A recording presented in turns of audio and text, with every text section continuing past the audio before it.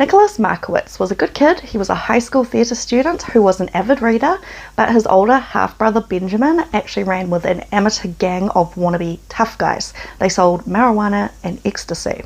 Their parents tried to keep Nick safe and away from his brother's terrible so-called friends, but sadly that would all be in vain. That seedy underbelly of the West Hills neighborhood in the San Fernando Valley consisted of high school dropouts and impressionable youths. And at its center was a man with the name of an outlaw and a temperament of a bully. This was Jesse James Hollywood, and he delegated drug deals and always collected his debts. In the year 2000, Benjamin had a drug debt to his then friend Jesse, and despite multiple encounters with him, Benjamin had still failed to pay the $1,200 that was owed.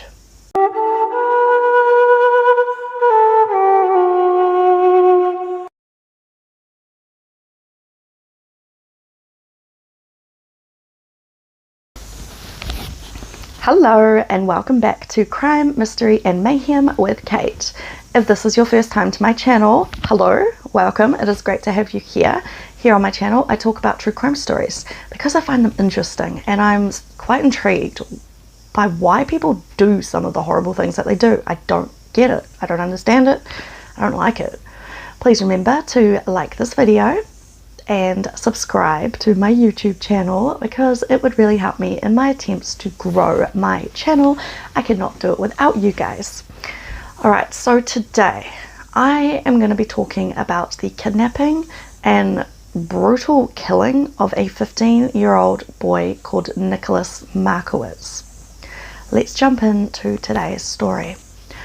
Nicholas Samuel Markowitz. He was born on September the 19th, 1984 in Los Angeles, California, to his parents Jeff and Susan.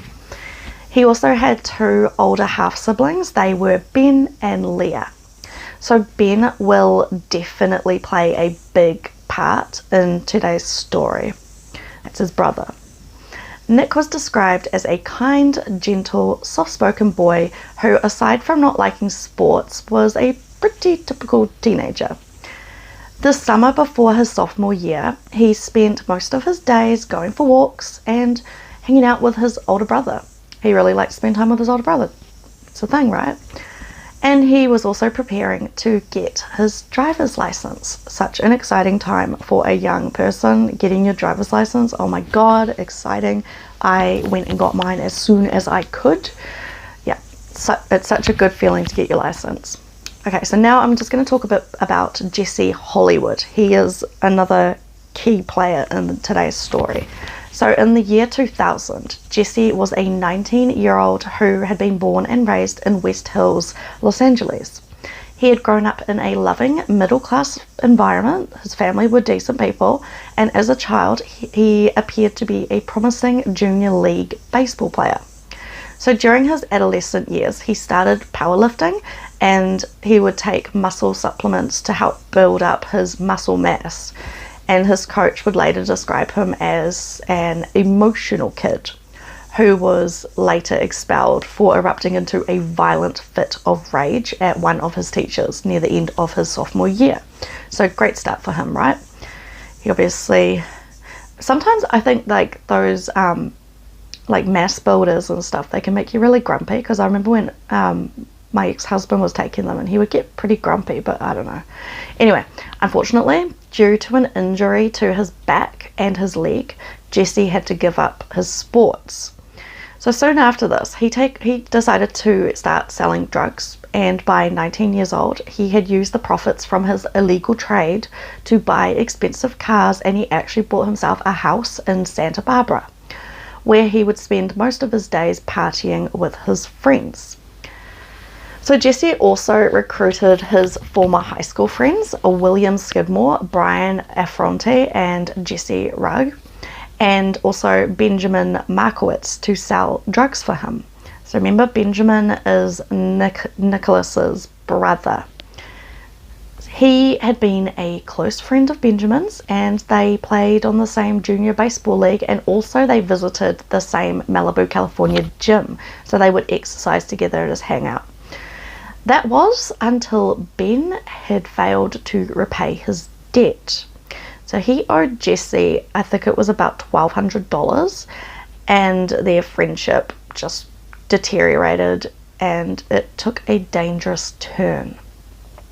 So on August the 6th in the year 2000, Jesse and two of his friends, they were just cruising around West Hills in search of Ben because they had decided to teach him a lesson. He wasn't paying his debt. So, yeah. While driving around, they happened to spot 15-year-old Nick Markowitz, who was walking down the road. So earlier on, Nick actually got into a bit of a disagreement with his parents, and he snuck out of the house and went for a walk. So they ended up pulling over, and they asked him, "Where's your brother?" But Nick didn't know, and he told them, "I don't know." Suddenly, the men leapt out of the car, where witnesses actually saw them beat Nick up before forcing him into a van and driving away. So a neighbor witnessed this and they called 911, and they also got the license plate number, which they gave to the police. So the police went out and they were looking for this vehicle, but they couldn't find it. 2 miles away, Nick's mum, Susan, she was making some food and she went upstairs to get her son, Nick. But she found that he was not there. So she messaged him on his pager. Yeah, we had pagers back when we were kids. But he did not respond. Meanwhile, Nick, he was taken to Jesse's house in Santa Barbara, where he was held hostage and he was plied with drugs and alcohol. So the guys, they actually were gonna let him go. They just wanted Nick's brother Ben to pay the debt and then they were gonna let him go. But yeah, it didn't quite turn out that way. Witnesses later claimed that they had seen Nick in the pool of Jesse's home. He wasn't bound up and he was free to kind of just roam around as he wished, almost like he was a guest. He did not appear scared or distressed. That's what these witnesses are saying. It's not, we don't know if it's actually true, but this is what they're saying. It is believed that this was because Nick had expected to be freed. He was just waiting for his 25-year-old brother to repay this debt. So his brother was supposed to come and pay the debt, then they can all go. But his captors, they even made jokes. They were referring to him as the stolen boy. Many witnesses, parents, and other teens saw Nicholas with these guys, but either did not realize anything was wrong or chose not to report it. So, yeah. Over the next 2 days, Ben, Nick's brother, he was trying to get this money together. He didn't have it. And Ben, he was getting stressed. Nick, he was shuttled between various homes with the promise that he'd soon be free. He played video games with his captors and he smoked and drank with them. He even went and attended parties, making friends with 17-year-old Graham Presley. So Graham, he went on to later say that Nick told him that it was okay because he was only there because of his brother and that he was just doing it for his brother, and that as long as his brother was okay, he was okay. Nick even declined an offer to run when Graham drove him around town. And he told him that he didn't want to complicate a seemingly temporary matter. So he didn't think that he was going to be hurt more or killed. He didn't think any of that. He thought his brother would come, settle the debt, and then he can go home. So Jesse, he actually told the other guys that Nick would be freed soon. And Graham told Nick that he was going to be taking him home soon. So everyone actually intended to let him go. But sadly, that plan changed. In the following days, no attempt by Ben was made to repay the $1,200 that he owed to Jesse at this point. And Jesse, he began to realize the gravity of the situation. I wish maybe Ben had have asked his parents, let them know what was going on, but that's in hearsay. But still, yeah, he should have maybe gone to his parents. Apparently Ben was shocked, and he just couldn't pay the money. He knew his old acquaintances liked to talk tough, but he never thought that they would do something extremely terrible, like take a life. He later said, "In my worst nightmares, I would never have thought that would have happened." So Jesse, the ringleader of this group of thugs, knew that if he released Nick, then the teen would most likely tell the police. So he'd probably go and tell them that he was kidnapped. So Jesse, he went and called his lawyer, and his lawyer told him that he could receive a life sentence if Nick spoke out. So this concluded to Jesse that he basically needed to kill Nick. Yeah.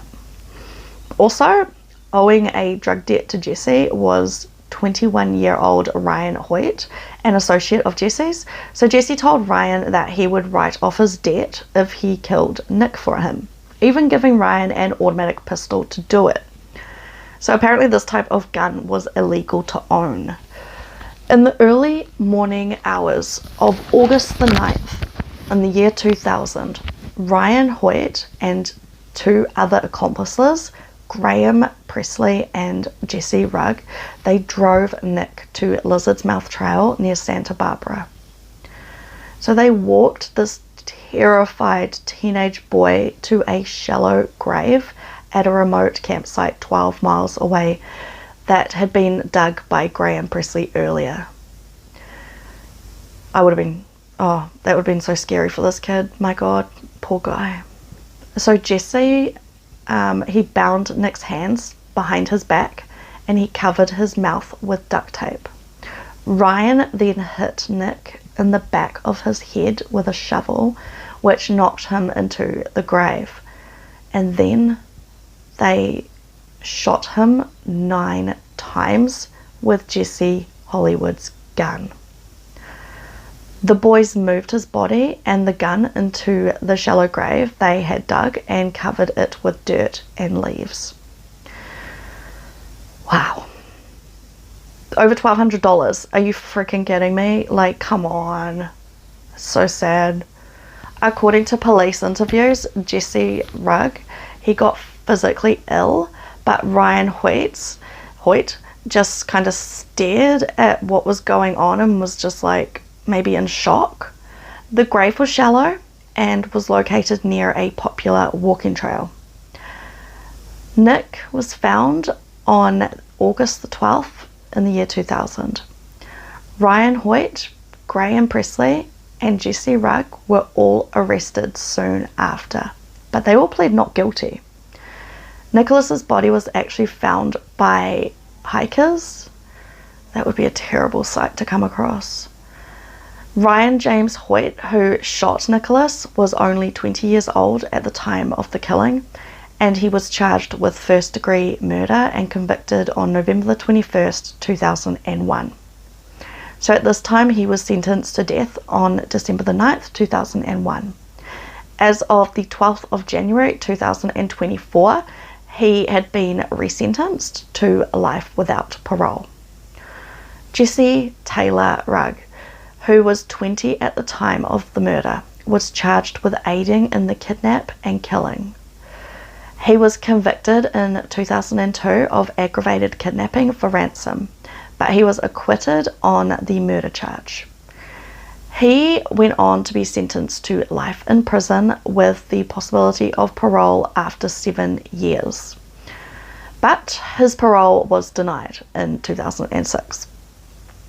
After he served 11 years in prison, he was granted parole and he was released from prison on October the 24th, 2013.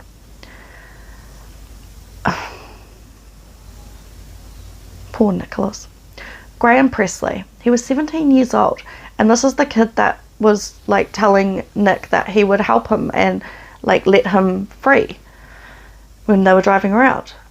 So Graham, he was the one who dug the grave, and he was tried twice. In July of 2002, he was acquitted of kidnapping. The jury hung on the murder charge, In October of 2002, he was retried on the murder charge, and he was convicted of second-degree murder. I think I said murder too many times. YouTube takes down your channel, or not your channel, deletes your video if you say it too many times. Oh, hopefully they don't. So Presley was incarcerated at a California Youth Authority facility until shortly before his 25th birthday in 2007, before being released. He passed away on December the 21st, 2022. He had cancer. Jesse James Hollywood, the ringleader. He was 20 at the time. He was not present at the scene of the crime. However, he was later found to have ordered this killing. After Nick was killed, Jesse immediately went on the run. He got the hell out of there. So he got his mates to do his dirty work. But he was arrested in Brazil after being on the FBI's most wanted list for 5 years. In 2009, Jesse was convicted of kidnapping and first degree, I'm going to say killing, you guys know what I mean, and he was sentenced to life in prison without the possibility of parole. When Nick's funeral was held, his brother Ben chose not to attend the memorial service out of respect for Susan, his mum. Because, you know, he's kind of the reason this all happened. I hate to put the blame on him, but it is. If he hadn't have owed that money, then those guys wouldn't have gone after his brother.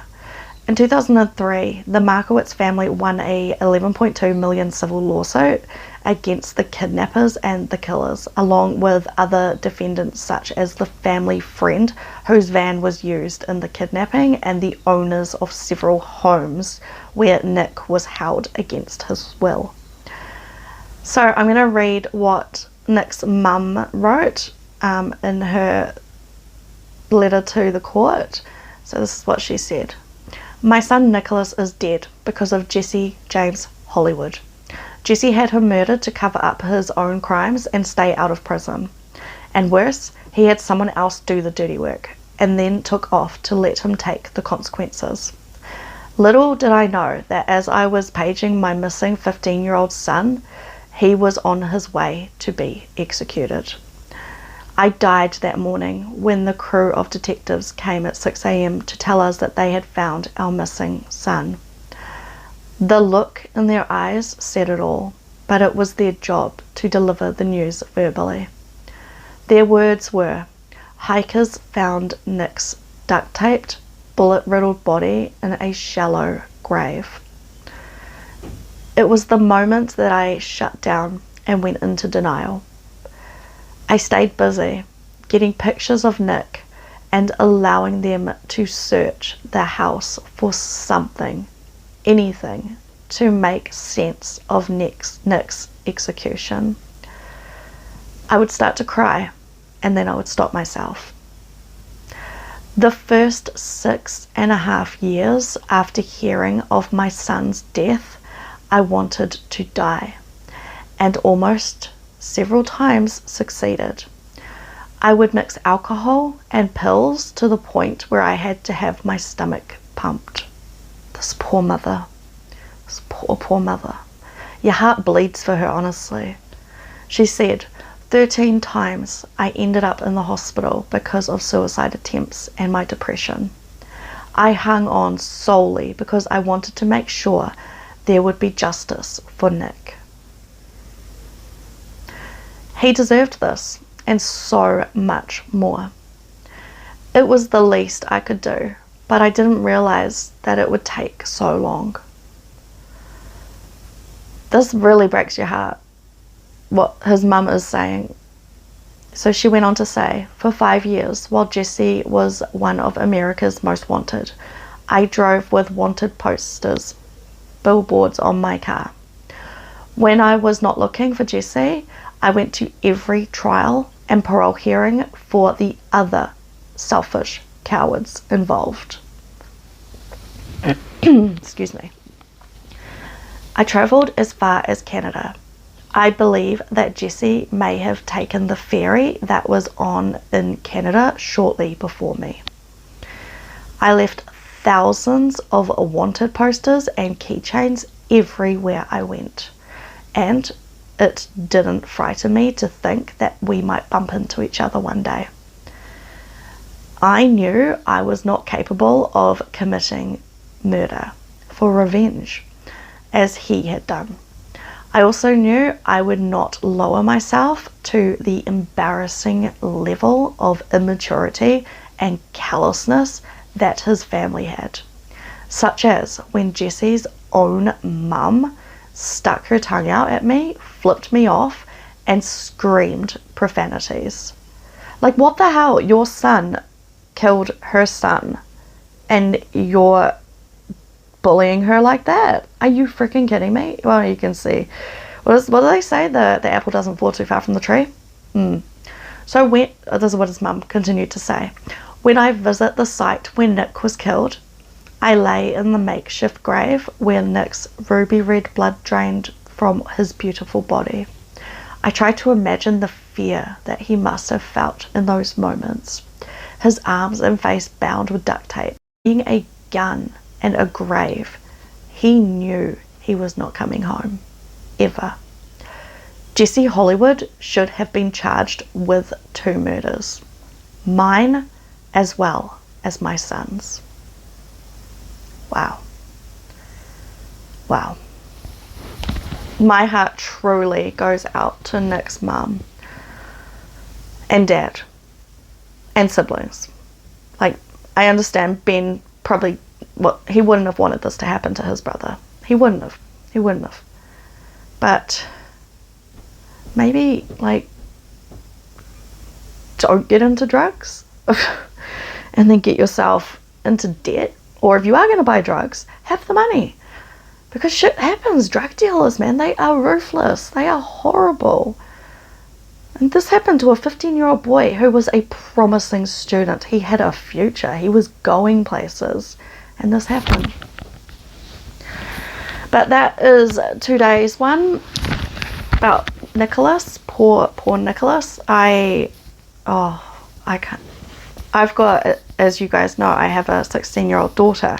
She's 17, like, in a week. I couldn't imagine what Nick's mum and dad went through. Oh my God. It's horrific. The loss of a child, and especially in that kind of way.